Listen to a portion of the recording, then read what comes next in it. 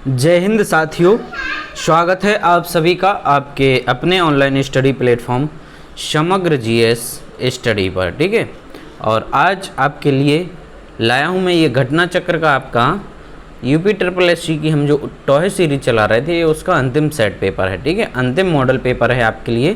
ठीक, तो आप लोगों को वीडियो के अंत तक देखना है। ठीक है, आपको वीडियो पूरा देखना है, काफ़ी ज़बरदस्त क्वेश्चंस इसमें आपको देखने को मिलेंगे। ठीक है, तो आप सब लोग अंत तक ज़रूर बने रहेंगे। और हाँ, मेरे जो भी साथी ठीक है पहली बार चैनल पर आ रहे हैं तो दोस्त चैनल को सब्सक्राइब ज़रूर किया करें। ठीक है, चैनल को सब्सक्राइब कर दें, फ्री ऑफ कॉस्ट है, आपका कुछ नहीं जाने वाला। साथ ही आपको जो बेल आइकन दिखता है उसको भी दबा दिया करें। ठीक है, ताकि मेरे द्वारा भविष्य में जो भी वीडियोज़ आते हैं और जो आपके काम का कंटेंट है तो उसका नोटिफिकेशन आप तक सबसे पहले पहुंच सके, है ना। तो आपको, और यदि ऑलरेडी आप सब्सक्राइब हैं तो दबा के लाइक और शेयर भी करना है। ठीक है, और अपने अन्य मित्रों को या रिश्तेदारों को, जो भी आपके तैयारी से जुड़े हुए लोग हैं, ठीक है, उनको आपको ये फॉरवर्ड करना है। ठीक है, तो चलिए भाई शुरू करते हैं और देखते हैं हम अपना आज का पहला क्वेश्चन। पहला क्वेश्चन है, कह रहे हैं कि ब्रज हिंदी की किस उपभाषा वर्ग के अंतर्गत है। ब्रज जो भाषा है आपकी, वो कह रहे हैं हिंदी की कौन सी उपभाषा के अंतर्गत आती है। ब्रज जो बोली, ठीक है, बोली है एक क्षेत्र की, क्षेत्रीय भाषा है, तो ये हमारी है किसकी, ये हमारे साथियों पश्चिमी हिंदी की। ठीक है, किसकी बोली है ये, पश्चिमी हिंदी की है। करेक्ट आंसर हो जाता है हमारा ऑप्शन नंबर सी। ठीक है, तो पश्चिमी हिंदी की ब्रज के अलावा और कौन कौन सी हैं, ठीक है, आपको पहले पढ़ाई हैं, एक बार और रिवाइज कर लीजिए आप लोग। कन्नौजी है आपकी, ठीक है, ब्रज तो हो ही गई, कन्नौजी है एक, इसके बाद आपकी बुंदेली है, ठीक, और खड़ी बोली है। ये आपकी पश्चिमी हिंदी की बोलियां हैं। ओके, चलिए नेक्स्ट देखते हैं। कह रहे हैं कि इनमें से किस बोली का बिहारी हिंदी से संबंध नहीं है। बिहारी हिंदी से तो आपकी मगही, मैथिली और भोजपुरी, ठीक है, ये आपकी बिहारी हिंदी से संबंधित हैं। इसके अलावा जो आपकी अवधी दी गई है, ठीक है, अवधी आपकी बिहारी हिंदी से संबंधित नहीं है। अवधी जो है वो आपकी पूर्वी हिंदी से संबंधित है। किससे है, पूर्वी हिंदी से है। तो करेक्ट आंसर हो गया ऑप्शन नंबर ए। ठीक है, तीसरा देखते हैं, जहाँ उपमेय का प्रतिषेध कर उपमान की स्थापना की जाए वहाँ अलंकार कौन सा होता है। ठीक है, जहाँ उपमेय का प्रतिषेध कर उपमान की स्थापना की जाती है वहाँ पर होता है आपका कौन सा अलंकार, तो यहाँ होता है साथियों ऑप्शन नंबर ए जो दिया गया है, उत्प्रेक्षा अलंकार। ठीक है, जहाँ उपमेय में उपमान को प्रबल यानी उसकी कल्पित करके दिखाया जाता है, ठीक है, वहाँ आपका उत्प्रेक्षा अलंकार होता है। तो राइट आंसर हो गया ऑप्शन नंबर ए। चलिए भाई आगे बढ़ते हैं। भाषा में शब्द और अर्थ की दृष्टि से सौंदर्य उत्पन्न करता है। शब्द और अर्थ की दृष्टि से भाषा में आपका सौंदर्य उत्पन्न कौन करेगा। ठीक है, तो अलंकार जो होते हैं वो, अलंकार मतलब आभूषण, ठीक है, तो काव्य की शोभा बढ़ाने वाले जो पद होते हैं आपके वो अलंकार कहलाते हैं। तो जो शोभा बढ़ाएंगे वही तो सौंदर्य उत्पन्न करेंगे ना। तो करेक्ट आंसर क्या हो गया साथियों, ऑप्शन नंबर बी हो गया। ठीक, चलिए पांचवा देखते हैं। मुखचंद्र शब्द में निम्न में से कौन सा समास है, कौन सा होना चाहिए आप लोगों के मुताबिक। मुखचंद्र है, चंद्रमा के समान है जो मुख, ठीक, तो ये हो जाएगा आपका कौन सा, कर्मधारय समास। करेक्ट क्या होगा, ऑप्शन नंबर ए हमारा करेक्ट हो गया। दूसरा देखते हैं, अत्युक्ति शब्द में संधि है। अत्युक्ति शब्द में संधि है, तो इसके लिए मैंने आपको एक इसका शॉर्ट तरीका बताया था, ठीक है, संधि पहचानने के लिए। तो जहाँ पर आपको आधा वर्ड मिलता है, ठीक है, कैसा वर्ड मिलता है, आधा वर्ड मिलता है, वहाँ पर आपकी कौन सी यण संधि होती है। तो करेक्ट आंसर हो गया ऑप्शन नंबर सी। ठीक, चलिए धनुष टंकार शब्द में कौन सी संधि है। धनुष टंकार, धनुष टंकार में कह रहे हैं कि कौन सी शब्दी है, सॉरी संधि है। तो धनुष टंकार में आपकी है विसर्ग संधि। कौन सी हो जाएगी, विसर्ग। बी जो है हमारा यहाँ पर वो करेक्ट हो जाता है। धनुष धनु,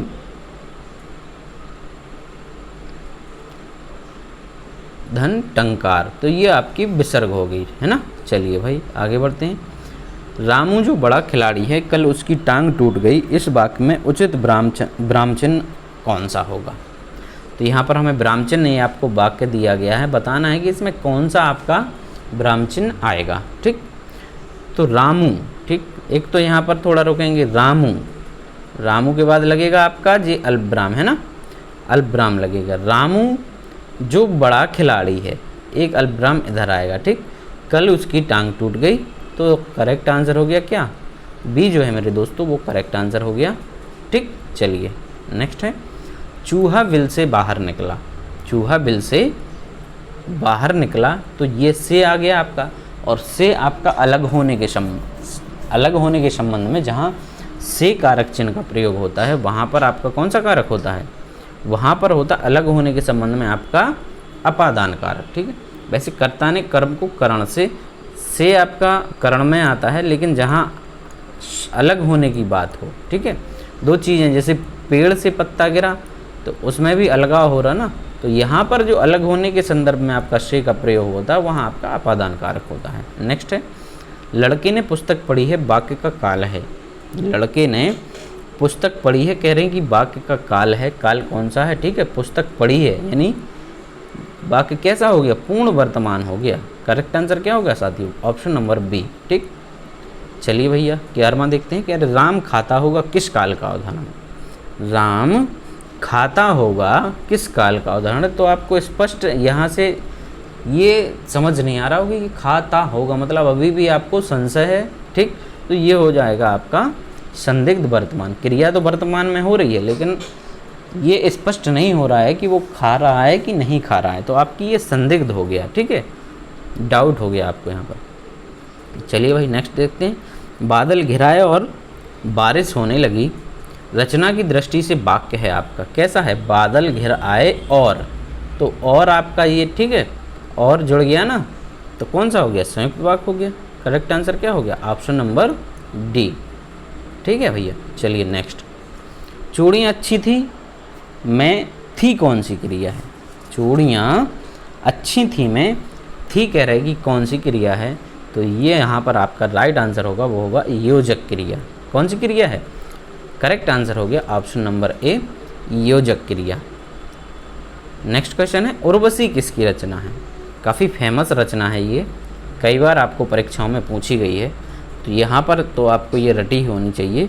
ठीक, उर्वशी जो है आपकी यह रामधारी सिंह दिनकर जी की, किसकी है, ये दिनकर जी की रचना है। करेक्ट आंसर होता है साथियों हमारा ऑप्शन नंबर बी। ठीक है, चलिए भाई नेक्स्ट क्वेश्चन, केंद्रीय हिंदी संस्थान का मुख्यालय कहाँ है आपका। केंद्रीय हिंदी संस्थान, ठीक है, सेंट्रल वाली बात हो रही ना आपकी, केंद्रीय हिंदी संस्थान का मुख्यालय, तो आपको याद रखना है ये है मेरे दोस्तों आगरा में। ठीक है, कहाँ है, करेक्ट आंसर हो गया ऑप्शन नंबर ए, आगरा। तो आपका साथियों काफ़ी कम ही समय रहा है, ये समझ लीजिए कि अब आपके एग्ज़ाम शुरू होने वाले हैं। ठीक है, कल आपका लोकसभा का इलेक्शन था, उसके रिजल्ट आ जाएंगे, तो इसके बाद अब सारे काम अब आपके स्टार्ट होने वाले हैं, तो तैयारी को जमकर और कंटिन्यू रखना है। ठीक है, आपका पुलिस का भी अब जल्दी होगा। ठीक, पुलिस का भी हम अब स्टार्ट कर रहे हैं, थोड़ा बीच में डिस्टर्बेंस हो गया साथियों, 1-2 दिन वीडियो नहीं आ पाया, तो क्षमा चाहते हैं उसके लिए, पर आगे से अब आपको अनवरत मिलता रहेगा। ठीक है, तो आप लोग इसी प्रकार से अपना सहयोग बनाए रखें। ठीक है ना, चलिए भाई देखते हैं फिर एक 16 क्वेश्चन है, सहयोगी का सर्वथा उपयुक्त विपरीतार्थक शब्द क्या है। ठीक है, सहयोगी का अपोजिट कह रहे, अपोजिट क्या होगा, उपयुक्त अपोजिट होगा आपका सहयोगी। ठीक है, तो सहयोगी जो आपका सहयोग कर रहा हो, ठीक, तो इसका अपोजिट हो जाएगा आपका प्रतियोगी। ठीक है, ठीक है, तो ये जो है आपका कॉम्पिटिटर यहाँ पर या प्रतियोगी आपका करेक्ट हो जाएगा। नेक्स्ट देखते हैं, शाखामृग शब्द का पर्यायवाची, शाखामृग जो शब्द है कह रहे हैं कि इसका पर्यायवाची क्या है, तो शाखामृग जो है वो शब्द किसका पर्यायवाची है, ये बानर का है। किसका है, बानर का है। बानर के आपके कुछ और हैं, एक तो मरकट हो गया, कपी हो गया, है ना, मरकट कपी हो गया, कीस हो गया, बाकी बंदर तो सब लोग जानते ही हैं। ठीक, चलिए नेक्स्ट देखते हैं, निम्नलिखित में से कौन सा वाक्य कर्मवाच्य का उदाहरण है। ठीक है, कर्मवाच आपका जहाँ पर क्रिया का जो प्रभाव है, ठीक है, आपका वो किस पर पड़ता है, कर्म पर पड़ता है, कर्ता पर ना पड़कर कर्म पर पड़ता है, तो वहाँ होगा आपका क्या, कर्म की प्रधानता जहाँ होती है वहाँ कर्मवाच्य होता है। तो आपको बताना है कि इसमें कौन से, जैसे शीला से पढ़ा भी नहीं जाता है, ठीक है, पढ़ा भी नहीं जाता है, तो यहाँ इस वाक्य में आपको चूँकि स्पष्ट नहीं कहा जा रहा है कि क्या नहीं पढ़ा जा रहा है, तो पढ़ने का जो कार्य है वो, ठीक है, पुस्तक को पढ़ने का किया जाता है ना, तो ये आपकी यहाँ पर एक छुपा हुआ जो है वो कर्म है यहाँ पर, ठीक है, कर्म आपका कैसा है, छुपा हुआ जो पुस्तक आपकी है वो कर्म है। तो करेक्ट आंसर हो गया ऑप्शन नंबर ए कि शीला से पढ़ा भी नहीं जाता, राइट आंसर हो गया यहाँ पर ऑप्शन नंबर ए। 19वां देखते हैं, श्वेत और श्वेत का अर्थ है, ठीक, तो श्वेत सब लोग जानते होंगे सफ़ेद होता है और श्वेत आपका पसीना होता है, तो करेक्ट बन गया कौन सा साथियों, ऑप्शन नंबर बी हमारा यहाँ पर राइट हो गया। 20वां देखते हैं, प्रामाणिक शब्द के मूल शब्द और प्रत्यय का सही अलगाव है। प्रामाणिक का आपका, ठीक है, मूल शब्द कह रहे हैं उसका अलगाव है वो कौन सा है, तो प्रमाण धन एक हमारा यहाँ पर करेक्ट आंसर हो गया बी वाला। नेक्स्ट देखते हैं, रात को अचानक वर्षा होने लगी में क्रिया विशेषण का कौन सा भेद है। अचानक वर्षा होने लगी में क्रिया विशेषण का कौन सा भेद है, तो ये है हमारा रीतिवाचक। करेक्ट आंसर कौन सा हो गया साथियों, बी जो है आपका यहाँ पर राइट हो जाएगा। नेक्स्ट देखते हैं, हिंदी की अग्र आवृत्ताकार समृद्ध स्वर ध्वनि है, कौन सी है, हिंदी की अग्र आवृत्ताकार और समृद्ध स्वर ध्वनि इसमें से आपकी कौन सी है, तो 22वें का जो आपका राइट आंसर होगा मेरे दोस्तों वो होगा कौन सा, ऑप्शन नंबर बी, ठीक है, करेक्ट आंसर क्या हो गया, बी हमारा यहाँ पर करेक्ट हो गया। चलिए आगे बढ़ते हैं, इनमें से कौन व्यंजन अल्प प्राण है, इनमें से कौन व्यंजन अल्प प्राण है, ठीक, तो हम जानते हैं, बताया था आपको अल्प महा 1 3 5 ये आपके अल्प प्राण होते हैं। तो पहला जो है आपका चावर का ये दिख गया है ना, चाय आपका पहला वर्ड है, तो ये अल्प प्राण करेक्ट आंसर हो गया ऑप्शन नंबर सी, कौन सा हुआ, सी आपका करेक्ट हो गया, ठीक, और दूसरा और चौथा आपका होता है महाप्राण।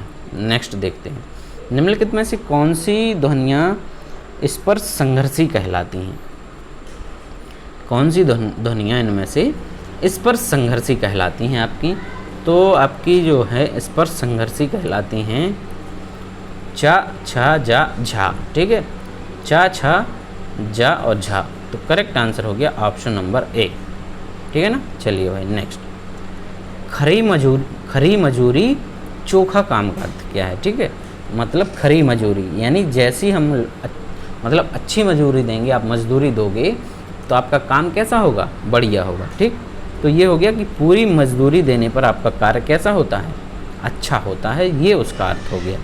करेक्ट क्या हो गया, 25 में का हमारा राइट आंसर हो गया यहाँ पर बी वाला, ठीक।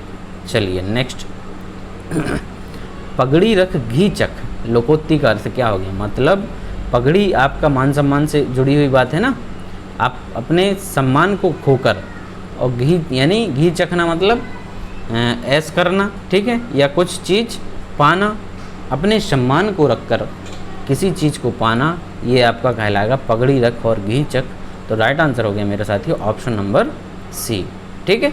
चलिए नेक्स्ट देखते हैं, अभी यहाँ से आपका हो रहा है ये जी के जीएस का पोर्शन है, थोड़ा सा हम लोग हिंदी में आपका जो क्या बोलते हैं उसको पैसेज होता है उसको स्किप कर देते हैं, बाकी सारा पोर्शन करा रहे हैं और रीजनिंग का भी कर देते हैं, इसका एक देंगे बाद में आपको।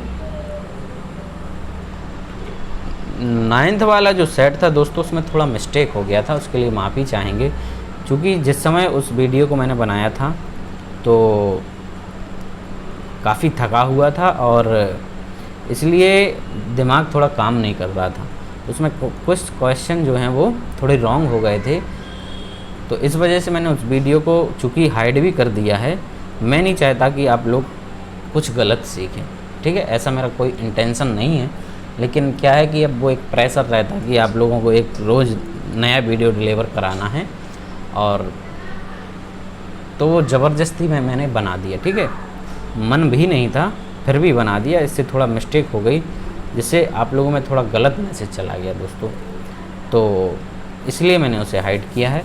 ठीक, बाकी अब आगे से आपको कोई भी जो है कमियां नहीं मिलेंगी। ठीक है, मैं चाहता हूं कि आप पूरा ट्रस्ट करके पढ़ते हैं, तो आपका जो ट्रस्ट है वो बरकरार रहे। तो चलिए भाई देखते हैं।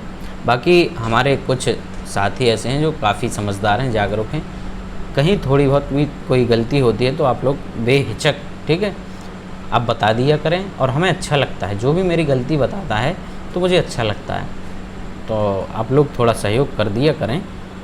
बाकी अब मैं इसको 2-3 बार चेक करके बनाता हूँ दोस्तों, ठीक है, 2-3 बार चेक करके ही बनाता हूँ कि इसमें कोई कमी ना रह जाए।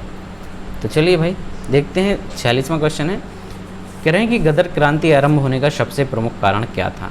गदर क्रांति आरंभ होने का सबसे प्रमुख कारण क्या था। प्रथम विश्व युद्ध आरंभ होना, करतार सिंह सराभा को फांसी देना, और कामागाटा मारू घटना, और लाला हरदयाल की गिरफ्तारी। ठीक है, लाला हरदयाल की गिरफ्तारी। तो चूँकि देखा जाए तो दोस्तों ये चारों जो ऑप्शन हैं आपके, है ना, चारों घटनाएं जो हैं वो आपकी गदर आंदोलन की जो गदर आंदोलन का जो आरंभ हुआ था उसके लिए ये उत्तरदायी हैं। लेकिन जो सर्वप्रथम घटना है या जो सर्वाधिक प्रभावित करने वाली घटना है वो है हमारी प्रथम विश्व युद्ध का आरंभ होना। ठीक है, प्रथम विश्व युद्ध का आरंभ होना। इस आधार पर आपका यहाँ पर करेक्ट आंसर जो हो गया वो है ऑप्शन नंबर ए। ठीक है, चलिए 47 देखते हैं कि स्वतंत्रता सेनानी ने महात्मा गांधी को पहली बार राष्ट्रपिता कहकर संबोधित किया था। ठीक है, काफ़ी इम्पोर्टेंट क्वेश्चन है। तो कौन से वो स्वतंत्रता सेनानी थे जिन्होंने राष्ट्रपिता कहकर संबोधित किया, तो वो थे हमारे कौन, सुभाष चंद्र बोस। ठीक है, सुभाष चंद्र बोस जो हैं उन्होंने कब किया था, 6 जुलाई। ठीक है, 6 जुलाई 1944 को, 6 जुलाई 1944 को आज़ाद हिंद जो रेडियो है, आज़ाद हिंद रेडियो पर बोलते हुए इन्होंने महात्मा गांधी जी को राष्ट्रपिता कहकर संबोधित किया था। ठीक है, राष्ट्रपिता कहकर संबोधित किया था। ठीक है, तो चलिए अगला देखते हैं। भारतीय तिरंगे या तिरंगा ध्वज में जो आपका अशोक चक्र है उसका रंग कह रहा है कि कौन सा है, तो ये तो आप लोगों ने देखा है, सभी ने देखा है, ये आपका गहरा नीला कलर होता है। कैसा होता है, गहरा नीला कलर। तो ये तो सिंपल हो गया। इसमें एक चीज़ और जानने वाली है कि जो संविधान सभा द्वारा आपका राष्ट्रीय ध्वज है वो कब अपनाया गया था। ठीक है, तो राष्ट्रीय ध्वज अपनाया गया था 22 जुलाई 1947 को। ठीक है, संविधान सभा द्वारा। ठीक, चलिए नेक्स्ट क्वेश्चन देखते हैं। 49 क्वेश्चन, और सभी कुछ प्रतीक्षा कर सकता है किंतु कृषि नहीं। ठीक है, मतलब और कुछ तो प्रतीक्षा कर सकता है किंतु कृषि नहीं कर सकता, यह उद्गार किसका है। तो ये उद्गार आपका है, किसका है साथियों, ये हमारा नेहरू जी का है। ठीक है, पंडित जवाहरलाल नेहरू जी का है। ये करेक्ट आंसर हो गया ऑप्शन नंबर सी। ठीक है, 50वां देखते हैं। भारत में सोयाबीन किसानों की मदद के लिए ई चौपाल, जिसे आमतौर पर सोया चौपाल प्रोग्राम कहा जाता है, किसके द्वारा की गई एक पहल है। सोया चौपाल भी इसको कहा जाता है। तो ये जो पहल है आपकी, ये की गई है आईटीसी के द्वारा। किसके द्वारा की गई है, आईटीसी के द्वारा की गई है। तो डी हमारा यहाँ पर जो है करेक्ट आंसर हो गया। ठीक है, क्या हो गया, ये डी हमारा यहाँ पर करेक्ट हो जाता है। 51 देखते हैं। डैन्यूब नदी का उद्गम किस देश में है। ठीक है, तो डैन्यूब नदी का उद्गम कह रहे हैं कि किस देश में है, तो ये नदी जो है ये 10 देशों से होकर बहती है। ठीक है, 10 देशों से होकर ये नदी बहती है, और ये यूरोप की आपकी दूसरी सबसे बड़ी नदी है। ठीक है, यूरोप की दूसरी सबसे लंबी नदी है। ठीक, और पहली जो सबसे लंबी नदी है यूरोप की वो है वोल्गा, ठीक, वोल्गा। तो इसका जो उद्गम स्थल है डेन्यूब नदी का वो है आपका जर्मनी में। कहाँ पर है? जर्मनी में। करेक्ट आंसर हो गया ऑप्शन नंबर बी। ठीक है साथियों, नेक्स्ट है राष्ट्रीय कृषि बाजार NAM, ठीक है, नेशनल एग्रीकल्चर मार्केट। क्या है ये? राष्ट्रीय कृषि बाजार कह रहे हैं कि क्या है?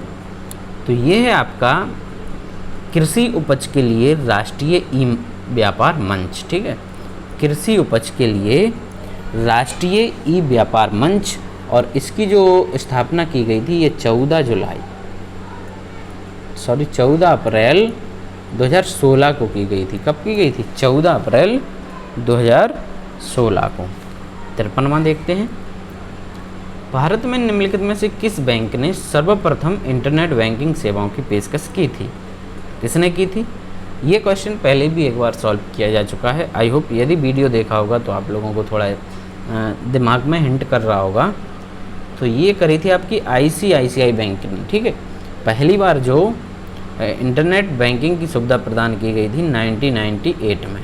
कब करी गई थी? 1998 में आपकी किसके द्वारा? ICICI बैंक के द्वारा ये की गई थी।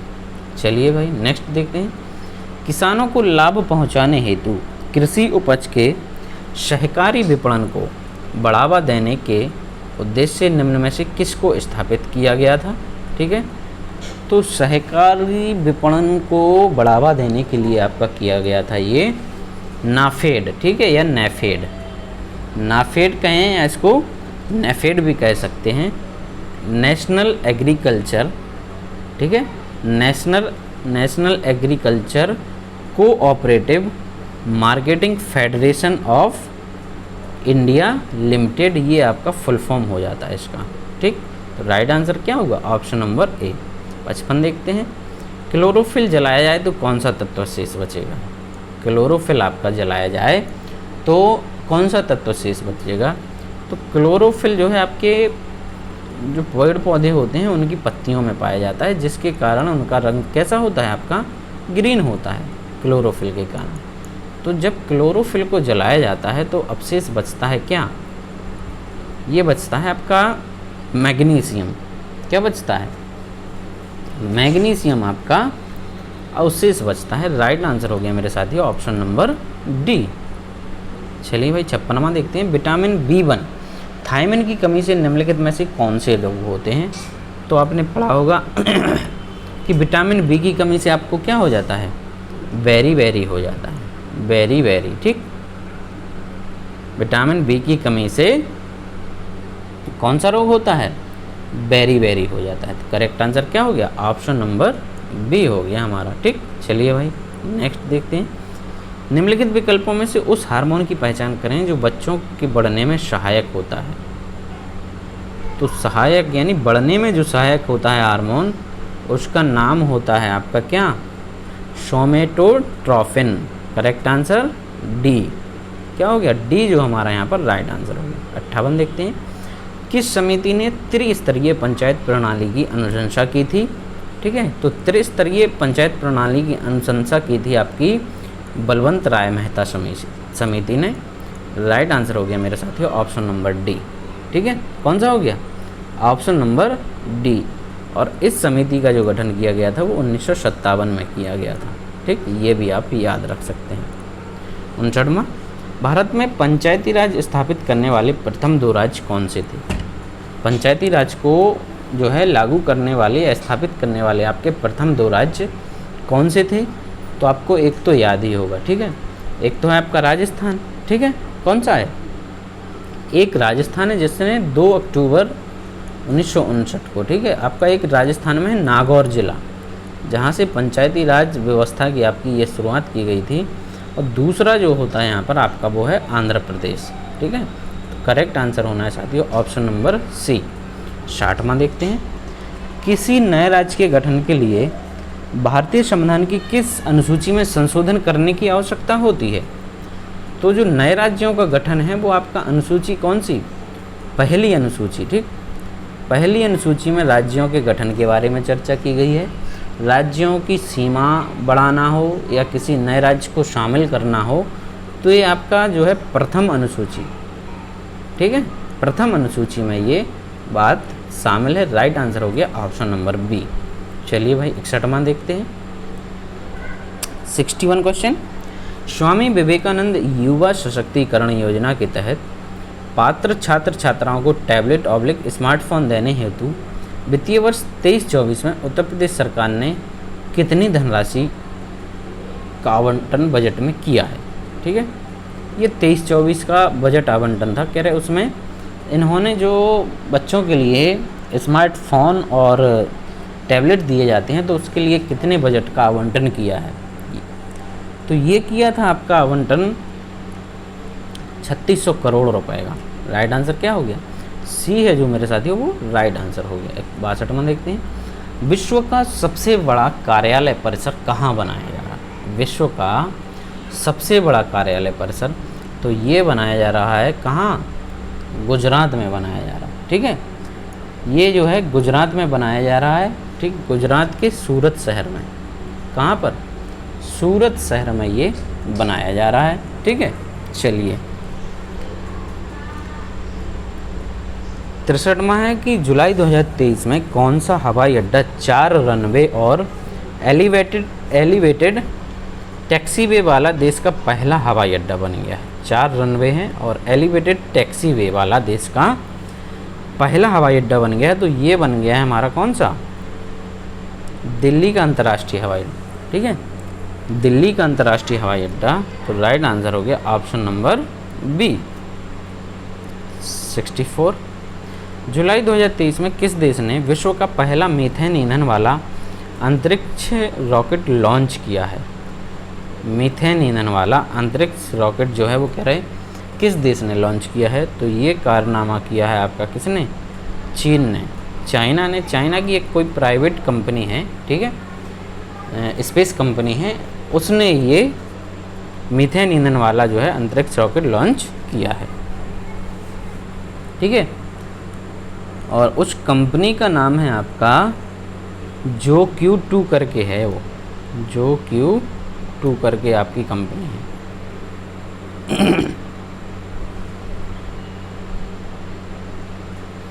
सॉरी, JOQ कंपनी नहीं है ये, तो उस रॉकेट का जो रॉकेट लॉन्च हुआ है ये उसका नाम है। ठीक है, चलिए भाई 65 देखते हैं। अगस्त 2023 में बुडापेस्ट हंगरी में आयोजित विश्व चैंपियनशिप 2023 में भारतीय एथलीट नीरज चोपड़ा ने भाला फेंक स्पर्धा में कितनी दूरी तक भाला फेंककर स्वर्ण पदक जीता था? ये क्वेश्चन आपका इम्पोर्टेंट है। ठीक है, ये क्वेश्चन आपका इम्पोर्टेंट है एग्ज़ाम की दृष्टि से। तो जो स्वर्ण पदक जीता था नीरज चोपड़ा ने विश्व चैंपियनशिप में, कह रहे उन्होंने उस प्रतियोगिता में भाला को कितनी दूर तक फेंककर अपना स्वर्ण पदक पक्का किया था? तो नोट कर लीजिए मेरे साथियों, 88.17 मीटर, 88.17 मीटर की दूरी इन्होंने भाला से फेंकी थी। तो ये जो है हमारा ऑप्शन नंबर करेक्ट हो जाता है। ठीक है, और इसके अलावा विश्व चैंपियनशिप में इसमें भाला फेंक स्पर्धा में तो आपके ये प्रथम हो ही गए, साथ ही भाला फेंक में ओलंपिक में भी गोल्ड मेडल जीतने वाले आपकी ये पहले एथलीट हैं। ठीक है, ये पहले एथलीट हैं। ठीक, चलिए भाई आगे देखते हैं। चौथी पीढ़ी के कंप्यूटरों के निर्माण में प्रयोग किया जाता है, फोर्थ पीढ़ी, ठीक है, फोर्थ जनरेशन में आपका कह रहे हैं कि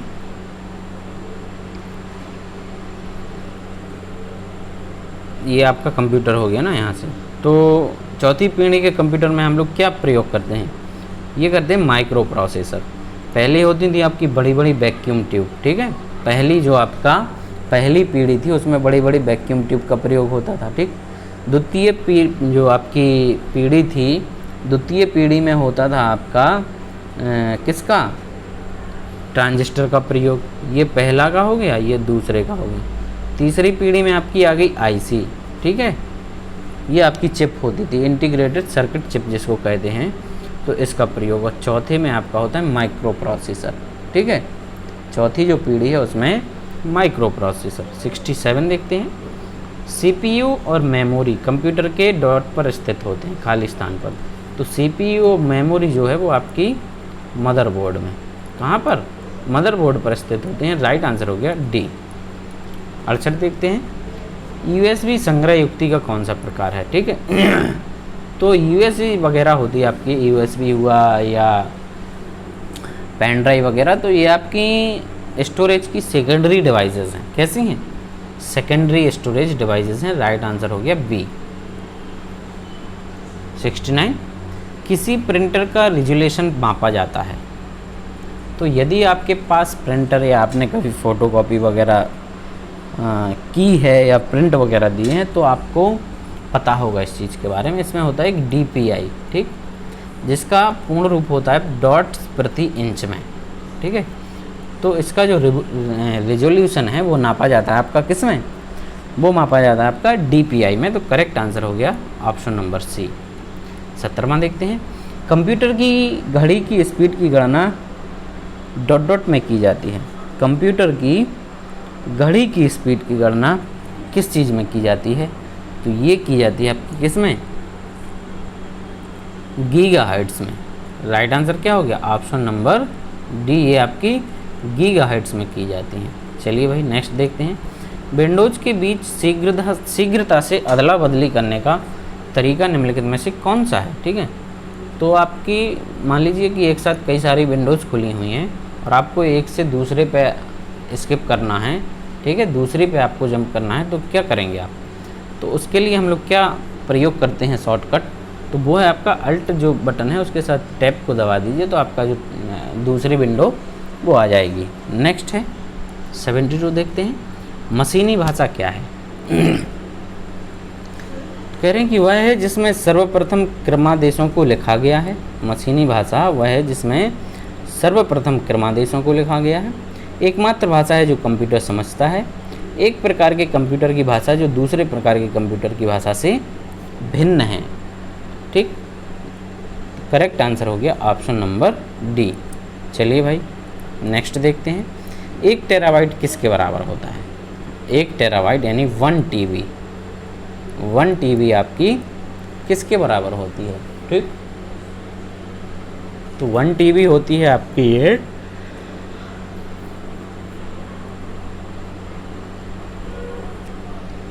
2 इंटू या 2 to the power 20 megawatt MB, ठीक है, 2 की पावर 20 मेगावाट। करेक्ट आंसर क्या हो गया, option number A.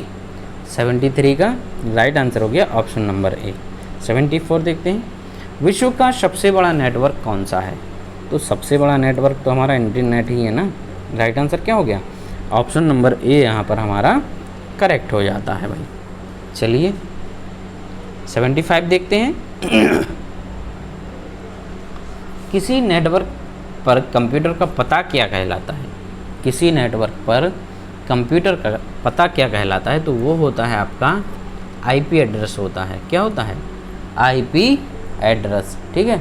Right answer क्या हो गया, राइट आंसर हो गया आपका ऑप्शन नंबर बी, IP यानी इंटरनेट प्रोटोकॉल करके इसका पूर्ण रूप होता है। 76 देखते हैं, निम्नलिखित में से किसका उपयोग वेब पेज लिखने के लिए किया जाता है। वेब पेज लिखने के लिए निम्न में से किसका उपयोग किया जाता है, तो ये है आपका HTML। राइट आंसर क्या होगा यहाँ पर, HTML hyper text markup language, full form है hyper text markup language. Right answer हो गया यहाँ पर ऑप्शन नंबर ए। 77, ईमेल सेवा के संबंध में POP का अर्थ क्या है। पॉप, ईमेल सेवा के संबंध में आपका कह रहे कि पॉप का अर्थ क्या होता है, ठीक है। तो पॉप का अर्थ होता है यहाँ पर आपका post office protocol. Right answer क्या हो गया, option number B, post office protocol. 78 देखते हैं, ठीक है। तो ये POP आपकी प्लास्टर ऑफ पेरिस नहीं है जो आप घरों में प्रयोग करते हैं POP। ये आपकी post office protocol. Right answer क्या हो गया, option number B, post office protocol. 78वां देखते हैं, प्रीव्यू मोड में आप, तो प्रीव्यू मोड जब आप करते हैं किसी, जैसे आप लोग एक्सेल वगैरह पे काम कर रहे हों या वर्ड पे कर रहे हों, तो उसमें आपको एक प्रीव्यू मोड मिलेगा। तो प्रीव्यू मोड में आप उसके अपने डॉक्यूमेंट के सभी पेजों को देख सकते हैं। किसे देख सकते हैं? सभी पेजों को देख सकते हैं। 79 देखते हैं। एक्सेल वर्कशीट में सक्रिय सेल की सामग्री या कंटेंट डॉट में प्रदर्शित होती है। सक्रिय सेल की सामग्री या एक्सेल वर्कशीट में आपकी कह रहे सक्रिय सेल की सामग्री या कंटेंट डॉट में प्रदर्शित होती है। तो ये कहाँ प्रदर्शित होती है? तो ये आपका जो फॉर्मूला बार रहता है ना, उसमें प्रदर्शित होती है, फॉर्मूला बार में। करेक्ट आंसर क्या हो गया? सी हमारा राइट आंसर हो जाता है। ठीक, और ये हमारा लास्ट क्वेश्चन है कंप्यूटर का। फोर्ट्रॉन को क्या कहते हैं? फोर्ट्रॉन को क्या कहते हैं? तो फोर्ट्रॉन जो है वो आपका क्या है? ये फॉर्मूला ट्रांसलेटर है।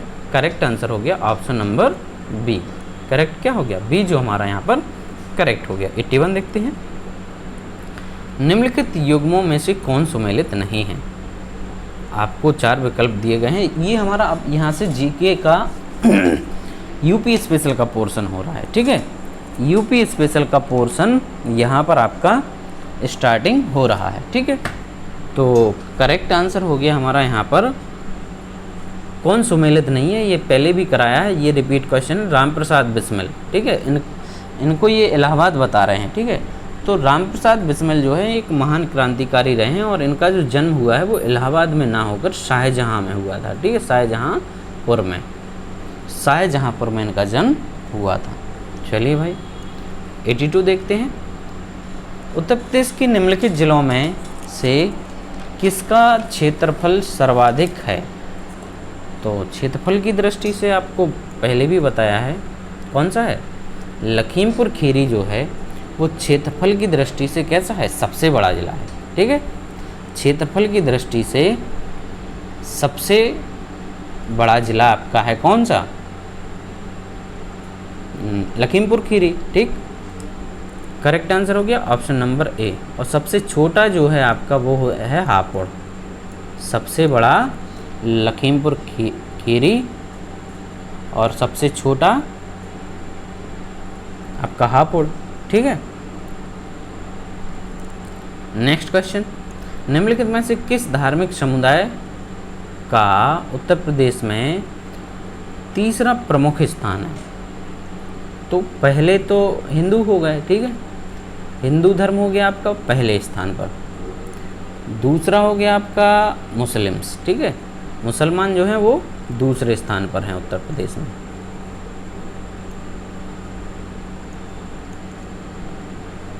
और तीसरा जो स्थान है, ठीक है, तीसरे स्थान पर हैं आपके कौन से समुदाय के लोग? तो ये हैं सिख समुदाय के।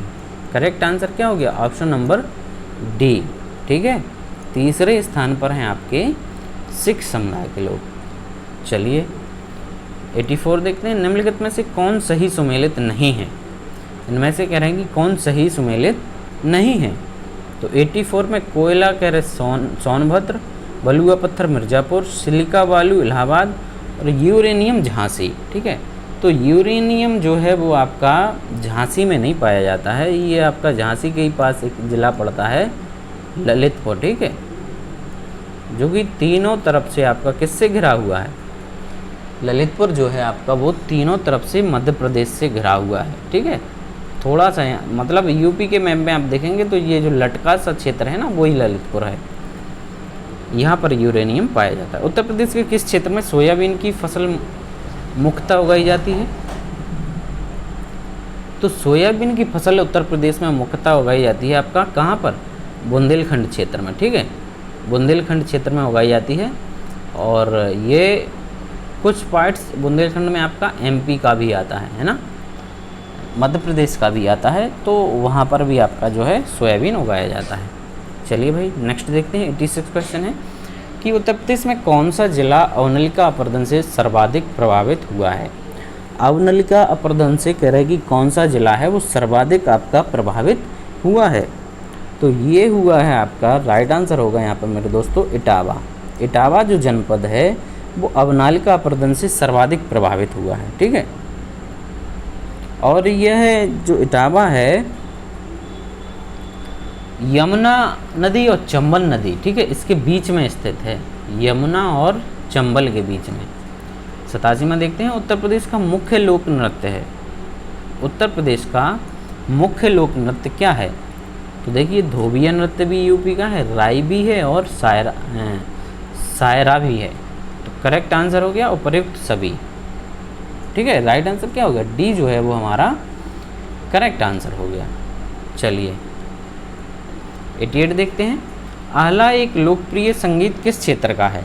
तो आला आपका ये बुंदेलखंड का है, वीरभूमि बुंदेलखंड महोबा क्षेत्र का। ठीक है, वीरभूमि जो है बुंदेलखंड के जो महोबा में थे आला और उदल, दो भाई थे आला और उदल, ये उन्हीं की जो है वीरता की जो है उनका वर्णन किया जाता है इसके माध्यम से, इसको हम लोग आला कहते हैं। चलिए 89वां क्वेश्चन है, कह रहे कि निम्नलिखित में से कौन एक सही सुमेलित नहीं है? सही सुमेलित नहीं है तो बटेश्वर का जो आपका पशु मेला आगरा, ठीक है, ये तो सही है आपका, आगरा हो गया करेक्ट।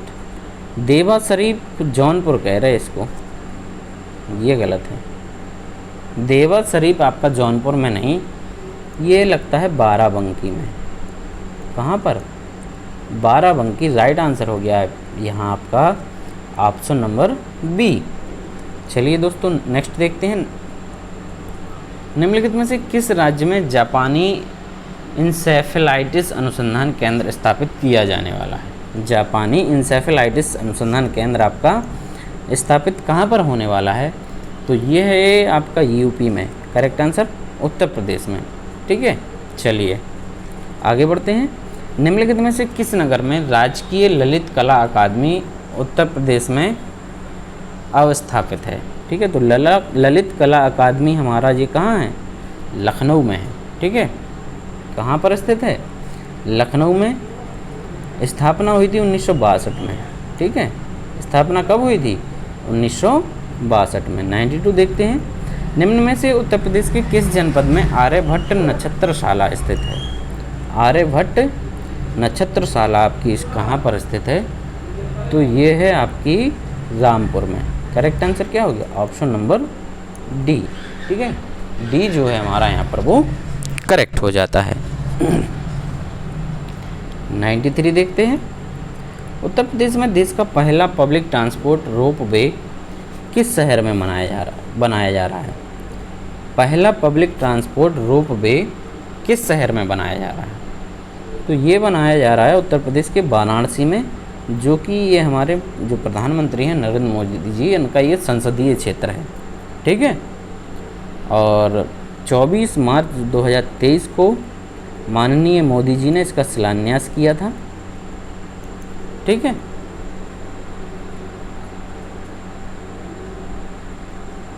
चलिए 94 देखते हैं, जनवरी 2023 में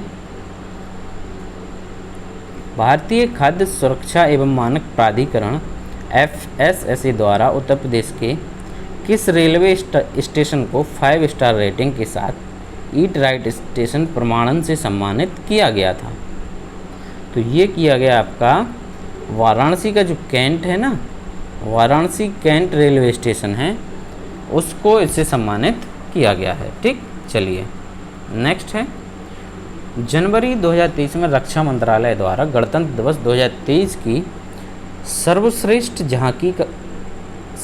झांकी एवं सर्वश्रेष्ठ मार्चिंग टुकड़ियों के घोषित परिणाम में उत्तर प्रदेश की झांकी का कौन सा स्थान प्राप्त हुआ था? ठीक है, तो 2023 में उत्तर प्रदेश की झांकी को आपका तीसरा स्थान प्राप्त हुआ था। ठीक है, उत्तर प्रदेश को तीसरा स्थान प्राप्त हुआ था। और ये जो झांकी थी अयोध्या में जो दीपोत्सव मनाया जाता है, अयोध्या में जो दीपोत्सव मनाया जाता है ये उस पर आधारित थी। ठीक है, दीपोत्सव पर आधारित थी। चलिए 96, उत्तर प्रदेश के किस शहर में pharmaceutical research and innovation institute स्थापित किया जाएगा? Pharmaceutical research and innovation institute आपका कह रहा है कि कहाँ स्थापित किया जाएगा, तो ये किया जाएगा लखनऊ में। करेक्ट आंसर कौन सा हो गया दोस्त? राइट आंसर हो गया यहाँ पर साथियों ऑप्शन नंबर ए। चलिए 97, सूची 1 को सूची 2 से सुमेलित कीजिए तथा सूचियों के नीचे दिए गए गुट से सही उत्तर को चुनना है। ठीक है, चलिए भाई, तो इसको कराते हैं मैचिंग। तो विस्फोटक जो सामान है आपका ये है कानपुर से संबंधित है, और कृत्रिम जो रबड़ कारखाना है वो आपका है बरेली में। पर्यटन उद्योग हो गया आपका आगरा, ठीक है, और प्लाईवुड नजीबाबाद। प्लाईवुड क्या हो गया? नजीबाबाद। तो 1-3 बी यहाँ पर हमारा करेक्ट हो गया। राइट आंसर क्या हो गया? Option number B. 98 देखते हैं, उत्तर प्रदेश में कल्प योजना तथा लखनऊ योजना का संबंध क्रमशः है। कल्प योजना और लखनऊ योजना का संबंध किस चीज़ से है? तो ये है कल्प योजना और लखनऊ योजना है। कल्प योजना है प्राथमिक शिक्षा तथा लखनऊ योजना आपकी परिवहन विकास से संबंधित होगी। राइट आंसर हो गया ऑप्शन नंबर सी। 99, कानपुर में स्थित लाल इमली मिल किस प्रकार के वस्त्र के लिए प्रसिद्ध थी? लाल इमली मिल कानपुर में स्थित थी, तो ये किस प्रकार की? ये सूती वस्त्रों के लिए फेमस थी, सूती या वूलन। राइट आंसर हो गया option number B. Last question है, ठीक है, बढ़ते हैं लास्ट क्वेश्चन की तरफ। देवगढ़ में स्थित गुप्त काल का दशावतार मंदिर जो भगवान विष्णु को समर्पित है, अपनी वास्तुकला की शैली के कारण उत्तर भारत में सबसे प्राचीन ज्ञात है। ठीक है, तो देवगढ़ जो है आपका ये उत्तर प्रदेश जनपद में उत्तर प्रदेश के ललितपुर जनपद में पड़ता है। ठीक है, तो ये जो प्राचीन ज्ञात पंचायतन मंदिर है, ठीक है, कैसा है? पंचायतन मंदिर, सबसे प्राचीन पंचायतन मंदिर है। राइट आंसर हो गया ऑप्शन नंबर सी। ठीक है, ऑप्शन नंबर सी हो गया। तो आई होप कि आपको वीडियो अच्छा लगा होगा। यदि अच्छा लगा है तो दोस्त शेयर और लाइक करना ना भूलें, और कल फिर मिलते हैं एक और नए वीडियो में। तब तक के लिए आप लोग अपना ख्याल रखिए, तैयारी को ज़बरदस्त तरीके से कंटिन्यू करिए। Thank you.